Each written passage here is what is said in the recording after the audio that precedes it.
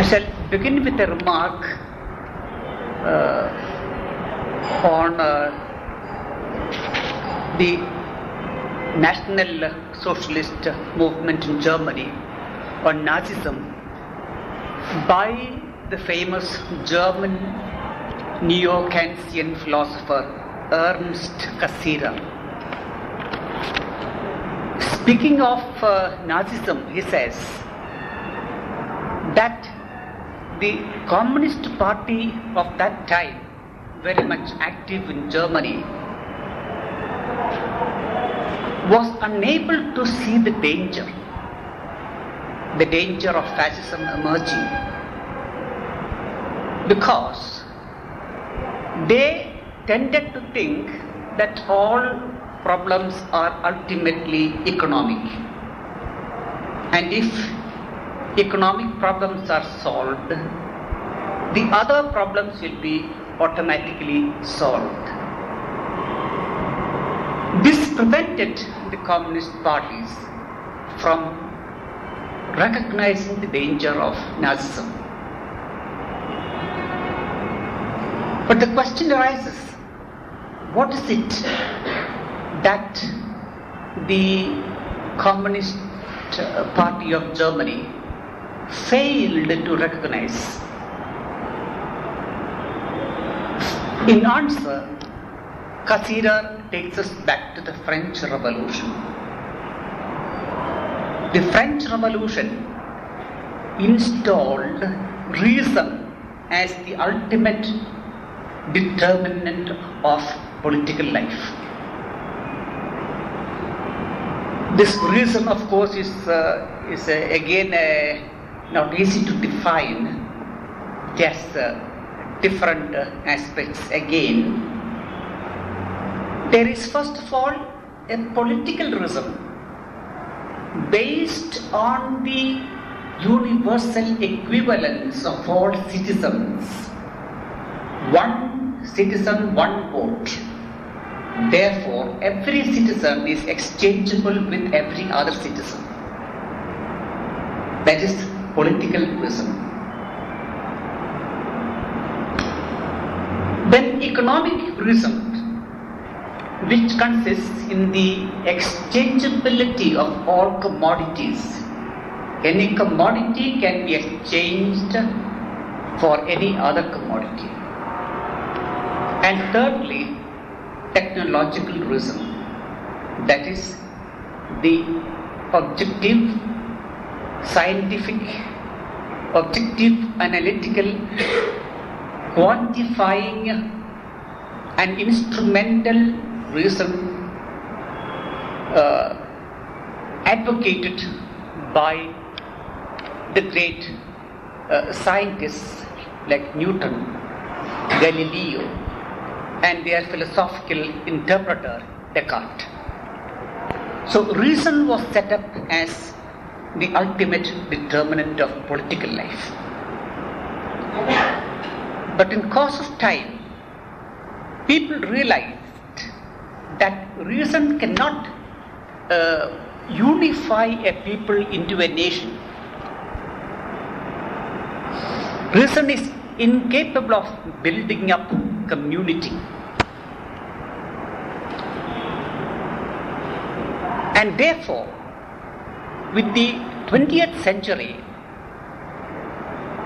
something else more powerful in a sense than reason appeared on the scene, namely myth.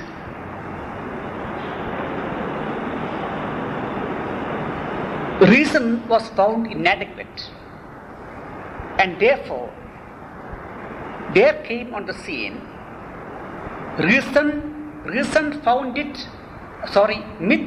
myth founded on fantasy. Human beings have not only reason but also creative imagination. They have fantasy, and myth is born of fantasy, and myth in turn calls for faith. So we have fantasy giving birth to myth, and myth calling for faith. Myth understood in this sense is non-rational.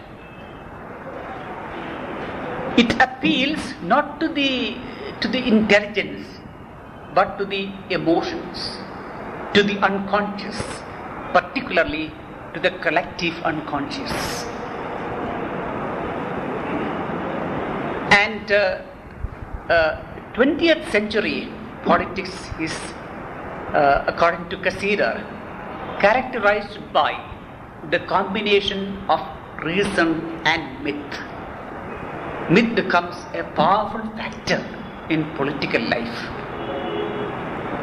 And this became very evident with the emergence of Nazism in Germany, with the emergence of Hitler. There we see the power of myth. The myth of the superiority of the Nordic race, of the Aryan Nordic race, a secular myth. And that myth was set up as an absolute.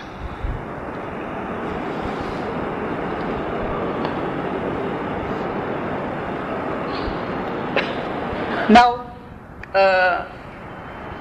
myth, of course, has to be understood in conjunction with ritual. Ritual is the enacting of myth.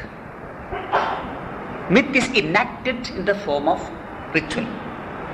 And under rituals, we must include, under rituals in the broadest sense, ceremonies, festivals,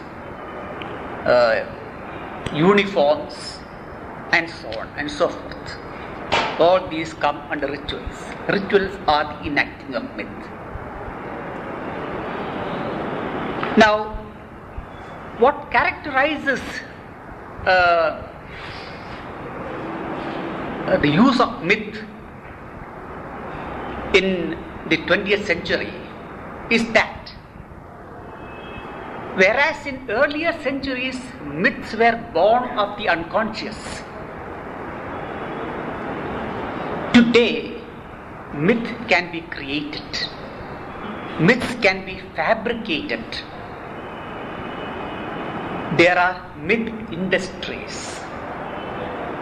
Every time a product comes to the market, it comes shrouded, clothed in a myth, which also is fabricated along with the product by means of advertisements. So, myth is fabricated. And we have already witnessed how the myth of Indira Gandhi as Durga was sort of, being fabricated. How Jayalalitha became a myth. How MGR became a myth. And myth is a powerful thing in contemporary political life. In that sense, politics becomes mythicized and myth becomes politicized. And this is verified in the National Socialist or Nazi movement with its myth of the superiority of the German people. This myth, of course, has various dimensions. I cannot go into all the dimensions of this myth of the superiority of the German people. I shall just indicate briefly 4 important elements of this myth, because these elements are to some extent verified in the Hindutva movement. You can see the parallel later on in the course of my talk. First of all, the superiority of the German, of the Nordic race, carries with it the sense of mission, messianism. The German people have a messianic mission. They are to be the saviors of the world, and all other peoples have to accept the hegemony, the tutelage, the leadership of the German people. So that is Messianism, one dimension of the myth regarding the Aryan race. Secondly, corporatism. Society consists of various corporations complementing one another.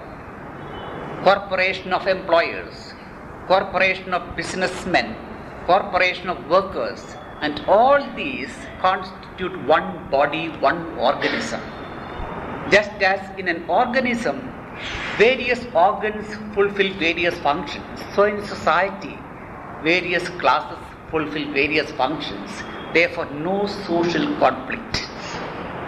All work for the good of the body politic. That is corporatism.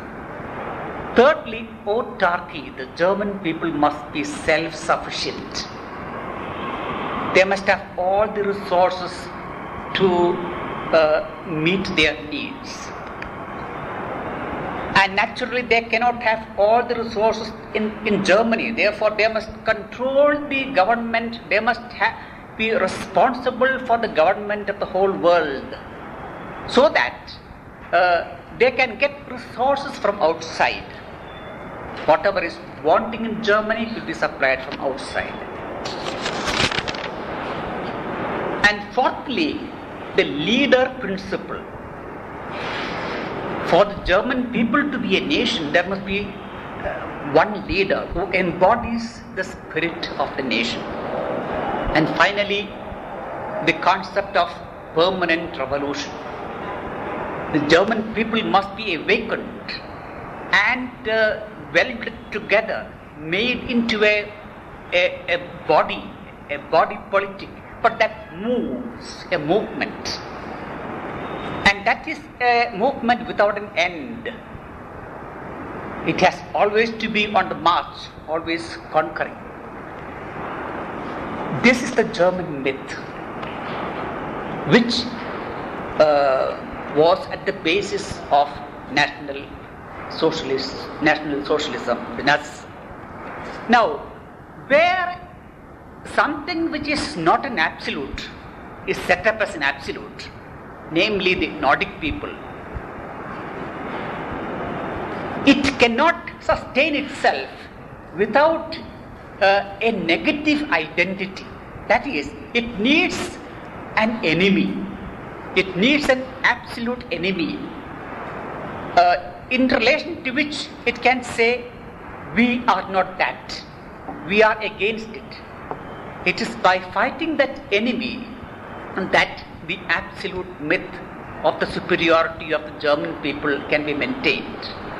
So, the Nazis had to find an enemy. And they found that enemy in the Jews. The Jews were the enemy. And it is in fighting the Jews that Nazis became powerful. Nazism became a strength.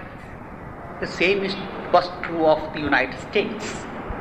The United States needed an enemy, and they found that enemy in the Soviet Union. And they built up the myth of the military superiority of the Soviet Union to justify their own pursuit of militarism. And when finally the Soviet Union collapsed, the Americans were left high and dry without an enemy to fight. Now what's the meaning of life? Life has no meaning. We have to find an enemy, and they found one in Iraq. And they dropped a few bombs, killed a few thousands of people, and even now Iraq is an enemy. And once Iraq ceases to be an enemy, the Americans will have to find some other enemy, maybe India. Particularly if we refuse to sign the nuclear non-proliferation treaty. The next American bomb might be dropped in our country. So I think the Americans need to put in honor of the Soviet Union, because it is thanks to the Soviet Union that America became the leader of all nations. The American hegemony was assured. So wherever a myth is set up, it leads to demonization, a process of demonization. You have to find out a demon, find out an enemy whom to attack. And that enemy in Germany was the Jews. And with this, once there is demonization, now there is the struggle between the German people race on the one hand and the daimon, the demon, on the other side. Politics becomes theatrical, militant, even military. And even the Nazi party was organized in a military fashion. And it is, you will be surprised to know that Hitler found a model, the model for the military organization of Nazi party in the Catholic Church. In the Catholic Church. The church provided the model for the Nazi party. So there is the process of demonization. And when we demonize somebody else, we ourselves become demons. There is self-demonization. The German people became demonized. They lost all sense of values, all sense of humanity, and 6 million Jews were sacrificed, were killed. That was the ultimate result of self-demonization. We are witnessing something similar to this in India. Of course, the parallel is not complete, but something very, very similar. Here, we are witnessing the harnessing of a myth to Indian politics, which was supposed to be built on reason, as required by the French Revolution. What is the myth now that is brought into politics? It's a myth, not of the superiority of the German people, but the myth of Hindutva. That's a myth. Now, again, this Hindutva myth, it is today very ill-defined. It has no definite contours, no definite visage. One can understand it because it is in the process of being built up. It is defined differently by different wings of the Sangh Parivar. The BJP tends to define Hindutva as Indian culture in a very broad sense, including also Muslims and Christians and Sikhs. Recently, I read that in one of the papers from a spokesman of BJP in a very broad sense. On the other side, at the other extreme, Hindutva is defined as Hindu religion. Whichever way we take it, it is a myth. Because in reality, we don't have the sense of a Hindu, we don't have really a Hindu community as such, with a sense of all the members being Hindus. That is something that is sort of emerging,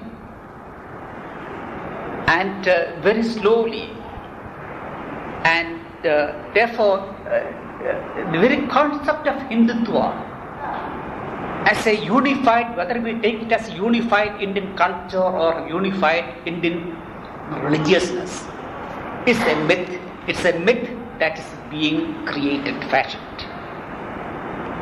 And that Hindutva is combined with politics, with nationalism. The Hindutva plus Rashtra, Hindutva plus nation. The Hindus are the Indian nation, and only they belong to the Indian nation. Others are nationals on sufferance, whether they be Muslims or Christians or whatever it. So we have the concept of Hindutva blended with the concept of Rashtra, nation. And naturally, if Hindus become a nation, or if they are a nation, that must find expression in a state. So the Hindu Rashtra must become a Hindu Rajya, a Hindu state. They must come to power, political power. They must rule over the rest of the people. This is the Hindu myth. And this myth also calls for rituals where the myth is reenacted. And the rituals are not so much rituals performed by pujaris in temples. They are rituals performed in the course of the development of this movement itself, the march of this movement itself. The Rath Yatra is a ritual. It is an enacting of Hindutva. It's a reenacting of Hindutva. The destruction of the masjid, it's not a pure sort of a destructive secular act. It is a myth. It is a ritual, a collective ritual, a ritual enacting again of the myth. And what is the purpose? It is to weld the Hindu masses into one people, one nation, to merge them, to fuse them together, so that they have one spirit and one body. And thereby, in that process, neutralizing two divisive factors. One is class conflict. That must be neutralized. The other is caste conflict. That also must be neutralized. All the conflicts must be papered over, must be glossed over, and the Hindus must be merged into one movement, a human community that is on the move.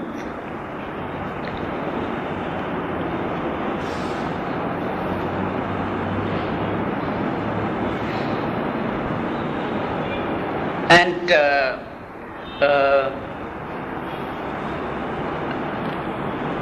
this, of course, requires as a precondition the process of demonization. To sustain this Hindutva, we need a demon, an enemy, an absolute enemy. And that enemy is the minorities, especially the Muslims.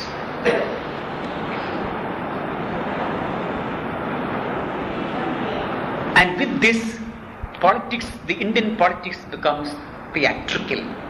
The fight between good and evil. It assumes mythical, trans-cosmic, trans-secular proportions.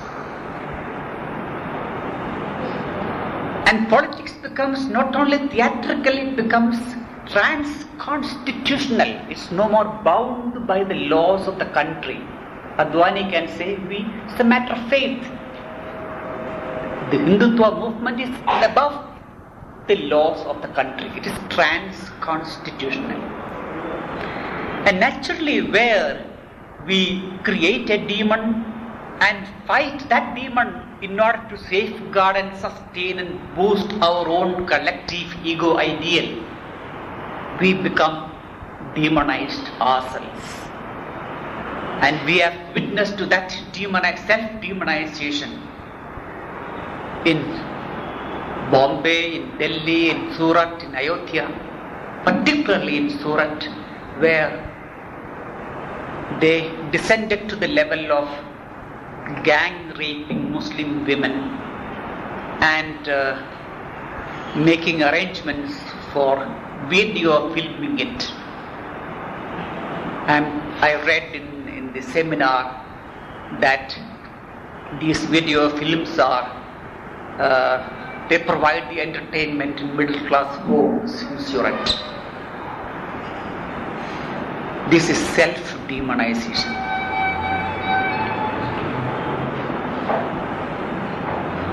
And what happens to religion in this process? First of all, it's a consoling factor that probably this Hindutva represents only 20% of the Hindus. The vast majority of the Hindus do not come within the pale of Hindutva. The vast majority of Hindus still maintain their basic humanism, which is again a fact borne out by the presence of so many Hindus here in this group. Now, what happens to religion, Hindu religion in this context? The Hindu religion becomes alienated, estranged from its authentic goals. Now, if we take any religion, it has two dimensions.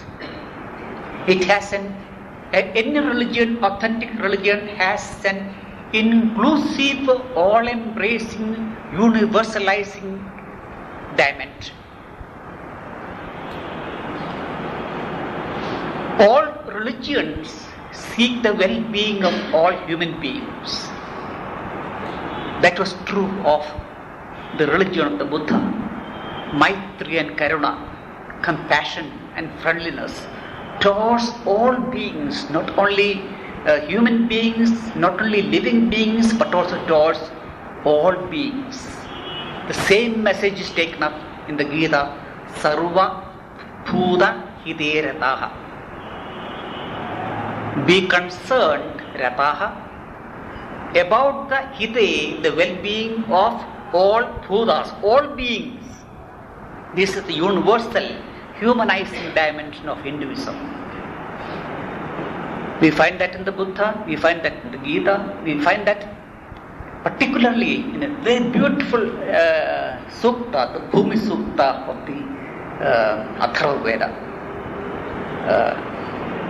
where the earth becomes the mother of all and the sustainer of all diversity, the home of all human beings of whatever race and color. We have in Christianity also this all-embracing dimension, the concept of the kingdom of God, where people shall meet from east and west and sit at table with Abraham, Isaac and Jacob. A communion, a universal communion. But religions also have, especially institutionalized religion, an exclusive dimension. I am baptized, I am a Christian, you are not a Christian. I am a Hindu, you are not a Hindu. I am a Shaivite, you are a Vaishnavite. This is the exclusive dimension. What happens in a movement like this? Hinduism loses its genuine, humanizing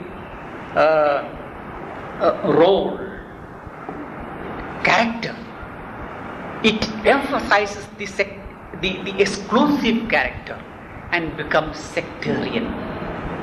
And all the religions in India today, not only Hinduism, but also Christianity and Islam, and what happens to God in this process?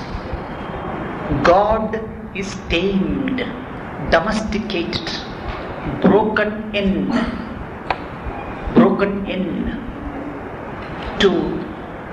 he's made to be at our beck and call. He's transformed, debased into the guardian of our vested interests, the legitimizer of all the evil that we do, the watchdog of our bank account. God becomes ungod. God becomes demonized. And this is something that is taking place within Hinduism. And this is what happened to Christianity also. It began already with St. Paul. Jesus was against all authority. St. Paul would tell his readers, obey all authority, for all authority is from God. That means obey the Roman authority under which Paul lived. There again, Paul domesticates the concept of the divine, Jesus' concept of the divine, to legitimize the Roman Empire. And this Christianity has done down the centuries. Jesus loved human beings and laid down his life. The cross is a symbol of love and self-giving. And Christian rulers and Christian believers and bishops will, in course of time, remold the cross and make it into a sword. The grotesque phenomenon of a cross that looked like does the function of a sword, and with that sword they would kill millions of people, about 2 million in the Crusades, and the thousands of people killed at the time when there was the Inquisition, the heretics who were burned, the witches who were burned, who were lynched, who were killed. And it is here God becomes ungod, and this is happening in our own times, when just before Bush, incidentally some people think that this bush is the same bush in which God appeared to Moses. God appeared in the burning bush, to Moses. Before Bush decided to attack this poor developing country called Iraq, he knelt down, and there was a priest, I don't know to which Christian denomination he belonged, representing God, keeping his eye on the shoulder of Bush, legitimizing him. And then followed the orgasm of violence in Iraq. So God becomes ungod. This is what happened to religion. This is what happened to Christianity.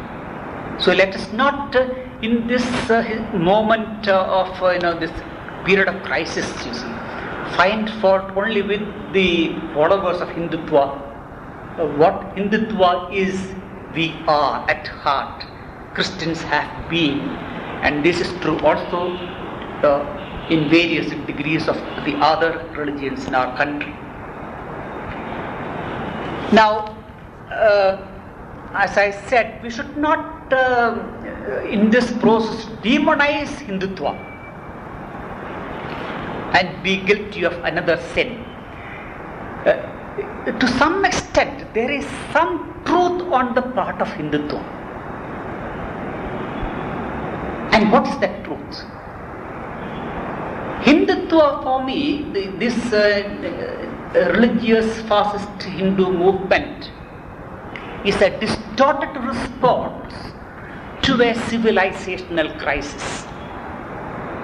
A civilizational crisis which has led to a threefold loss. First of all, the loss of our national identity.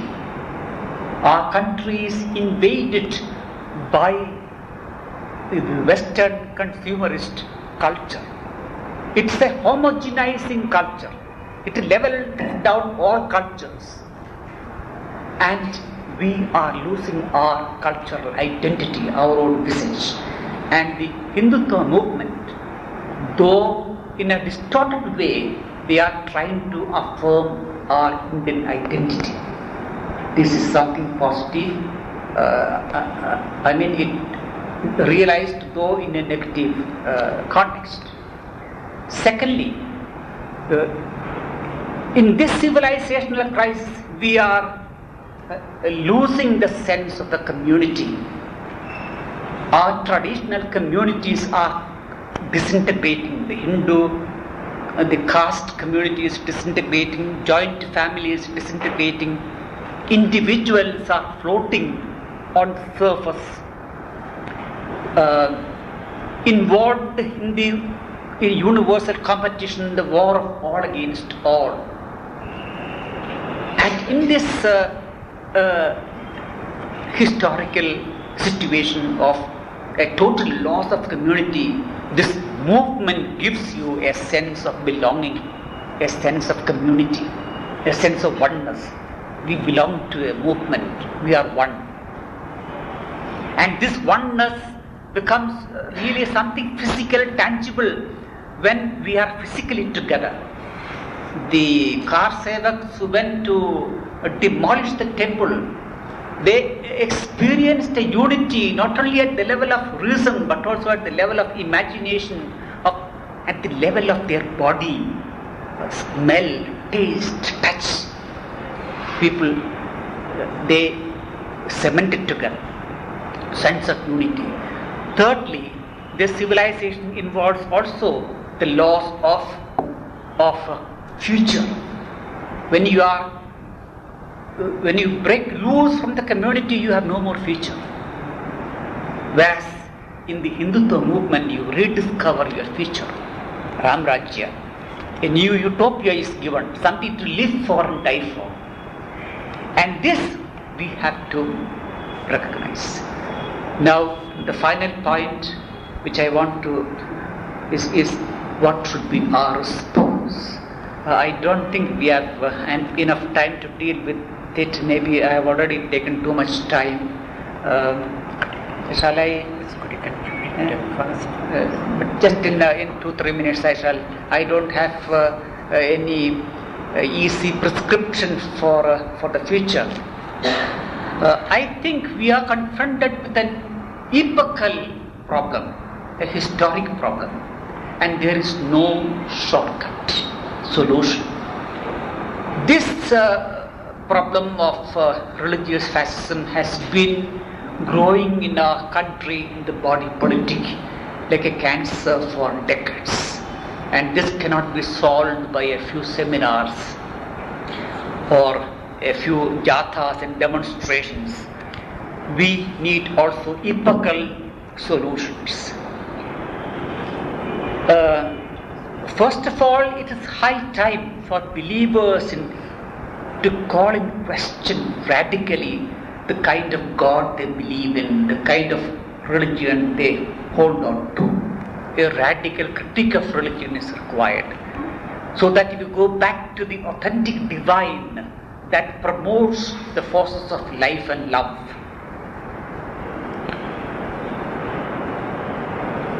Secondly, the problem cannot be solved merely by means of rational solutions, rational programs, by appealing to reason, because the problem is at the level of fantasy, at the level of the unconscious, of feelings. I only suggest two possible approaches. One is a concerted attempt at the humanization of the collective unconscious of our people by means of counter symbols. The BJP and the Sangh Parivar are using symbols, rituals, myths, ceremonies. We need to use counter symbols, myths, rituals, ceremonies to re-educate and humanize the unconscious of the masses. For this, we need to develop a counter media. Years ago, I suggested to my friends in the NGO field to start a pictorial publication, a magazine for the student community, where we teach them human values, taking myths and stories, examples from all religions, so that a new humanism emerges in the country, which is trans-caste, which is trans-communal. But it didn't appeal to anybody, and I hope somebody will take the initiative to start a new pictorial magazine with cartoons, poems, stories, songs, hymns, and tales from our own folk literature, from our scriptures of various religions, which will be available, which will reach the young people in our schools and colleges, so that we create a new generation of people who think differently.